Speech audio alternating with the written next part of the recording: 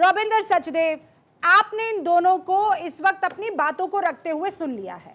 Sir, मैं एक आम आदमी के लिहाज से जानना चाहती हूँ, राजनीति अपनी तरफ है, इस G20 के आयोजन को विदेश मामलों के जानकार की तरफ से कैसे रखा जाएगा? Okay, one definite success, but step back. आज का युग क्या है?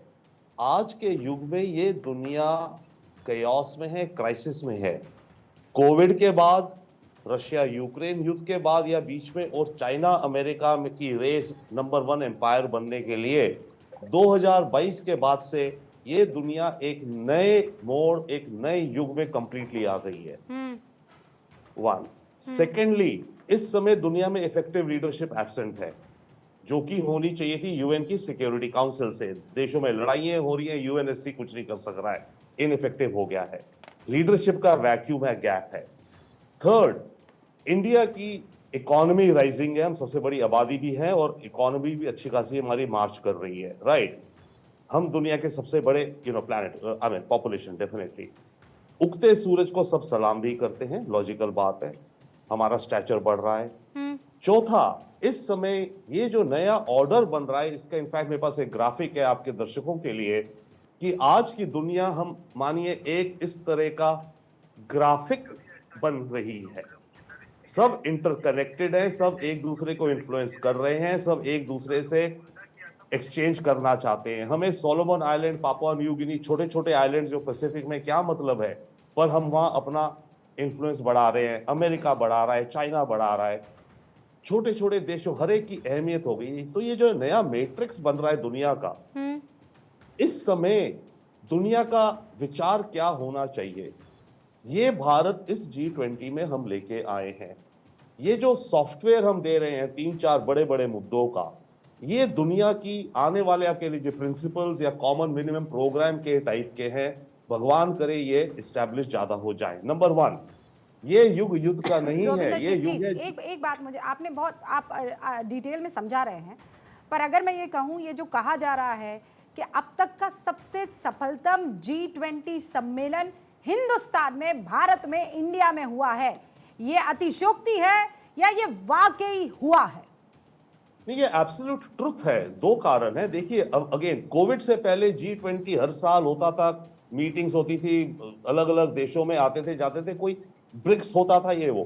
कोविड के बाद क्योंकि दुनिया इतने क्राइसिस में, लीडरशिप है नहीं, तो G20 की ये जो मीटिंग हुई, पिछले साल बाली में हुई, तब युद्ध शुरू हुआ था, पर इस बार जो G20 की मीटिंग हुई, ये बहुत ज्यादा अहम हो गई थी।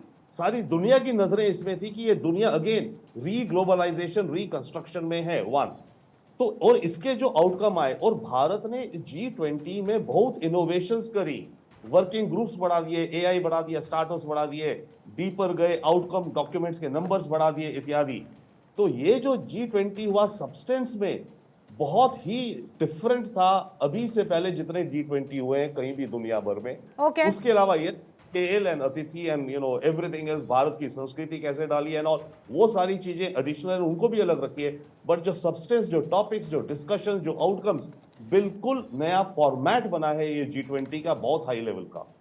समीर चौगांकर जी, मैं आपसे अब इस बात को समझना चाहती हूँ, अगर रविंदर सचदेव, जिनका किसी पार्टी से कोई कनेक्शन नहीं है, जो एक अनबायस तरीके से अपनी बात रख रहे हैं, आप मुझे ये बताइए कि अगर ऐसा हुआ है तो इस बात को मानने में विपक्ष के नेताओं को क्यों परेशानी या अड़चन हो रही है? और मैं जब ये कह रही हूँ तो मैं अतुल जी का जिक्र कम करूंगी, क्योंकि वो कह रहे हैं हम तो मान रहे हैं, लेकिन अधीर रंजन चौधरी जैसे नेता कह रहे हैं G20 शिखर सम्मेलन के चलते दिल्ली में एक बार फिर लॉकडाउन की स्थिति बन गई। लालू यादव कह रहे हैं G20 से आम जनता को मिला क्या। शरद पवार कह रहे हैं आयोजनों का दुरुपयोग बहुत गलत है। पी चिदम्बरम, पता नहीं कहां से उनको ये जानकारी मिली है, कह रहे हैं डिनर में विपक्ष के नेताओं को आमंत्रित नहीं करना, ये लोकतंत्र में तो नहीं हो सकता है। शशि थरूर कह रहे हैं घरेलू मामलों को हल करने में G20 जैसी भावना नहीं दिख रही है। जहां G20 का आयोजन हुआ, बारिश हुई, पानी भर गया, प्रियंका गांधी कह रही हैं। क्यों मानने में परेशानी हो रही है जब दुनिया मान रही है? देखिए रुबिका जी, देश में कुछ इस तरह के तत्व हैं कि जब देश की कोई सामूहिक सफलता होती है, कोई बड़ा विश्व मंच पे भारत को बहुत बेहतर प्रदर्शन करता है, तो उसमें वो कोई ना कोई कमियां निकालने की कोशिश करते हैं। लेकिन मैं तो आपको सिर्फ बाली की बात नहीं कर रहा हूँ, मैं आपको पिछले 5 G20 समिट का जिक्र करना चाहता हूँ। 2018 के अंदर अर्जेंटीना में G20 का समिट हुआ था, 2019 के अंदर जापान में G20 का समिट हुआ था, 2020 में सऊदी अरब में हुआ था, 2021 में इटली में हुआ था और 2022 में इंडोनेशिया में हुआ था। इन 5 जो G20 के समिट हुए थे, कहीं पर भी एक ऐसा डिक्लेरेशन नहीं आया था जिसमें सर्वसम्मति बनी हो। बार बार बैठकों के बाद भी उसमें सम्मति नहीं बन पा रही थी। आप आज देखिए, जो 5 साल बाद जो भारत में G20 का समिट भारत मोदी की अध्यक्षता में हुआ है, 37 पेजेस का जो ड्राफ्ट बना है, उसके 83 पॉइंट्स पे सभी सर्वसम्मति सहमत तैयार हुए हैं। और मैं तो इससे बड़ी बात बताना चाहता हूं कि आप देखिए, आज ही प्रधानमंत्री नरेंद्र मोदी जी की सऊदी अरब के क्राउन प्रिंस मोहम्मद बिन सलमान के साथ द्विपक्षीय वार्ता हुई है। आज वो 100 से ज़्यादा बिजनेसमैन लेके आए, 10 कैबिनेट मिनिस्टर लेके आए। यह वही सऊदी अरब है जिसने भारत के परमाणु परीक्षण के समय, अटल जी के समय पाकिस्तान का साथ दिया था और भारत पर कठोर आर्थिक प्रतिबंध लगाने की बात की थी। और आज 2019 में जब आर्टिकल 370 जब जम्मू कश्मीर से हटाया गया था, पाकिस्तान ने 50 बार फ़ोन किया कि सऊदी अरब इसका विरोध करे, भर्त्सना करे और भारत पे प्रतिबंध लगाने की बात करे। तब सऊदी अरब ने कहा था नहीं, हम भारत के साथ हैं।